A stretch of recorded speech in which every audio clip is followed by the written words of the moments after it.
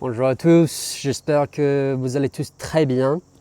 Today we are going to talk about using books to aid our language learning journey. So this is going to be a video for intermediate to advanced learners. And the reason it's not for beginners is because there's probably too much grammar you still need to know and understand for this to be an effective exercise for you. But for those who are intermediate/advanced learners, I'm using this for French, but you can really use this for any language. This is an exercise I have done and I found it to be very fruitful. So what you're gonna need is a book. You can either have a hard form of a book or you can use Kindle. I actually really like Kindle because you can click on a word and it can spit out the definition, or you can highlight an entire sentence and it can translate it for you. So, but you know, a hard copy book is totally fine. You're going to need a quiet space to work in. You're going to need note cards, and you're going to need, what else are you gonna need? I mean, I think a water, coffee is all very helpful. Put the phone away. And then I would say try to use the Pomodoro technique when you're studying, because you can study hard for 25 minutes, take a break, study hard, take a break, back and forth. Okay, so when we talk about using books to learn a language, we think of people who are at the very advanced stage of language learning, people who can actually just read a novel all the way through in that target language. And that, I would say, is, you know, you've made it if you can do that in a foreign language. However, you don't have to be at that point to get a lot of use out of books. And so I'm going to explain how do we actually use books effectively. So this is what I do, and I hope you find this helpful. First of all, you need a book that's going to interest you and that is going to use tenses that we are used to using in spoken French, or in the spoken language you use. So in French, they have a tense called le passé simple, which is a tense used in very formal texts, literary settings.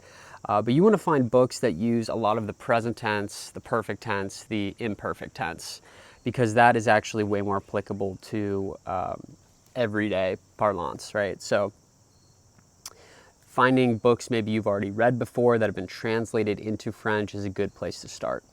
Once you find that book, I would say try to get through a page a day. And if you can get through a page a day, that is going to be, it's going to feel painstakingly slow, but you are going to be amazed at the progress you make. So, first thing you do, you read through the page. And given it's a novel, and if you're an intermediate learner, you're probably going to want to pull your hair out because of how little you actually know. There's going to be a lot of vocabulary you don't know. But this is why we're doing this, right? So then you take it one sentence at a time. Okay, so you actually first just try to translate the sentence and do your best.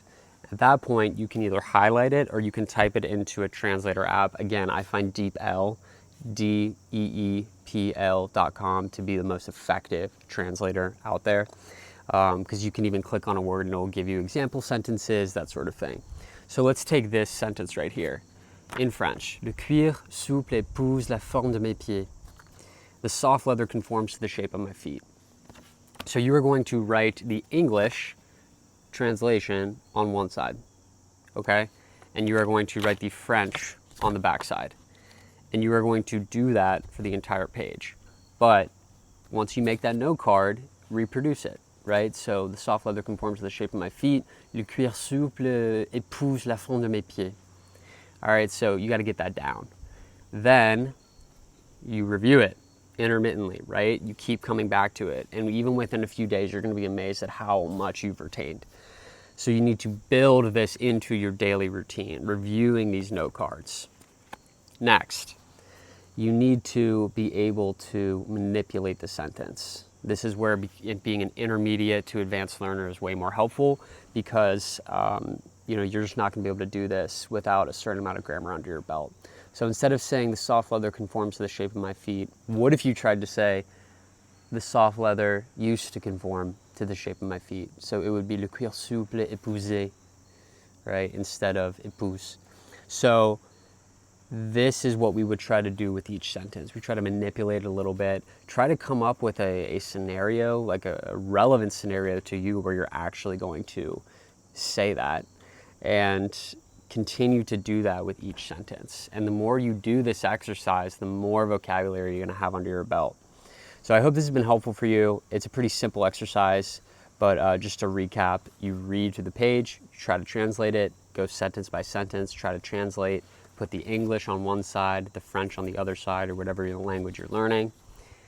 Continue to rep it, get it in your brain, and then try to manipulate the sentence. Try to picture yourself in some scenario using the sentence. And in that way, you're going to gain hundreds of words, if not thousands of words, by sticking to this exercise. Thanks for listening.